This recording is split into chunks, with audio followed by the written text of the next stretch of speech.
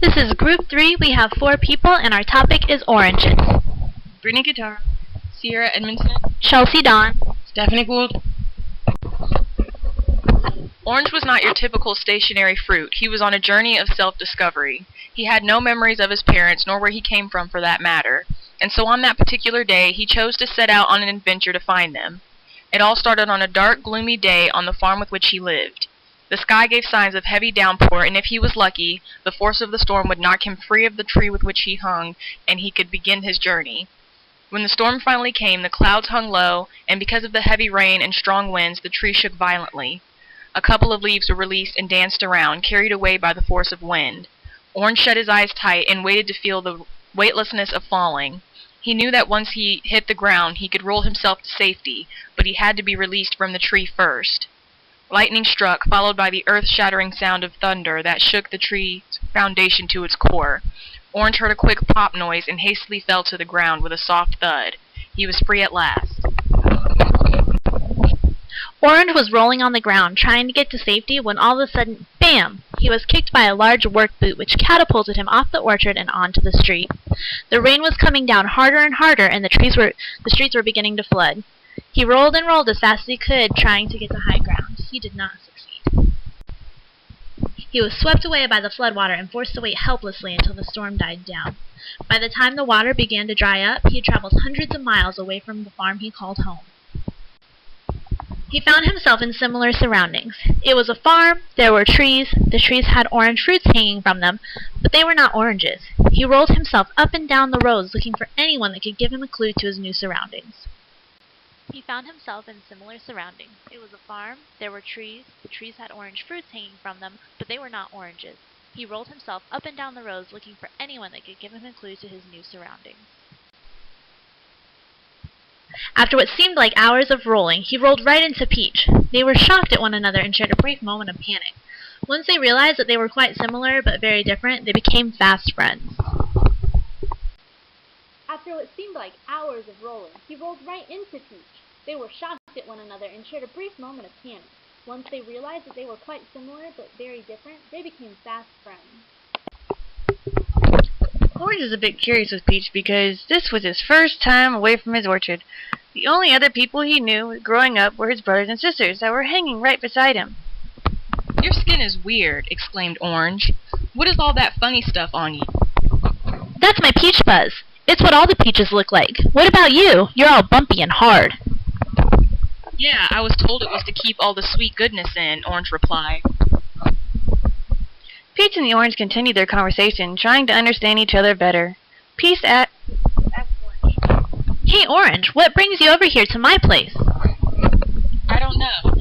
I started getting curious on where I came from, so I wanted to try and find my parents. A huge storm rolled in, and the next thing I know, I was being washed over here. I have no clue on where I am or where I am going. Why are you looking for your parents? I met my parents once, but they were the pits. I just want to know. All I remember is waking up on a limb one day without any knowledge of how I got there. Well, if it's that important to you, maybe I can help. I've wanted to get out of this place for a while, and I'd rather be out there than wind up on a cobbler somewhere. My parents once told me about this old apple tree on the other side of the field. It's been here the longest, so maybe there will be someone there to help you out. Orange quickly agreed, and the two of them were off. They were quickly stumped with the problem on how they were going to make their way all the way over to the apple tree. They sat there for a while, pondering over their dilemma. Do you think we could roll ourselves to the apple tree? Asked Orange.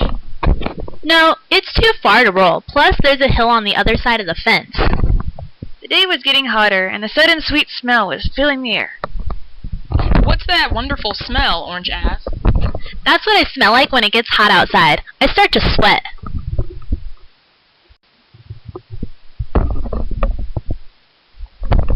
At that moment, a raccoon came running down the fence and smelled Peach. The raccoon was very familiar with the smell, and he knew that there was a tasty treat awaiting him. Peach was familiar with this critter because he had seen him run past his tree every day, grabbing other peaches for his afternoon snack. Oh no! Peach screamed. That raccoon is back, and I'm not hiding in the tree. He is surely going to find us and make us his dinner. He comes here every day and eats on all us peaches.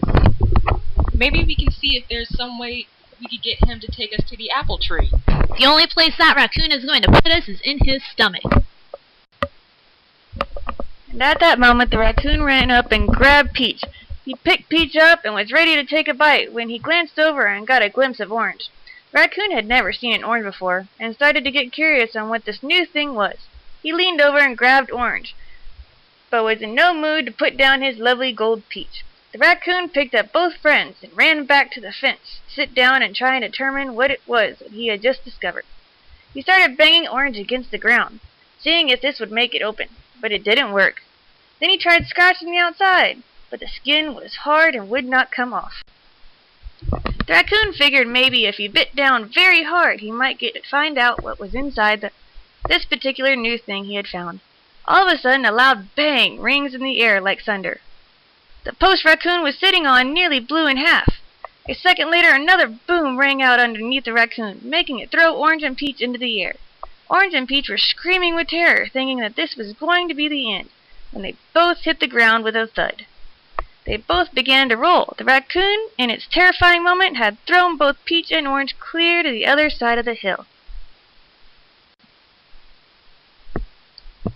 The fruits found themselves picking up speed, making their way to the other side of the field.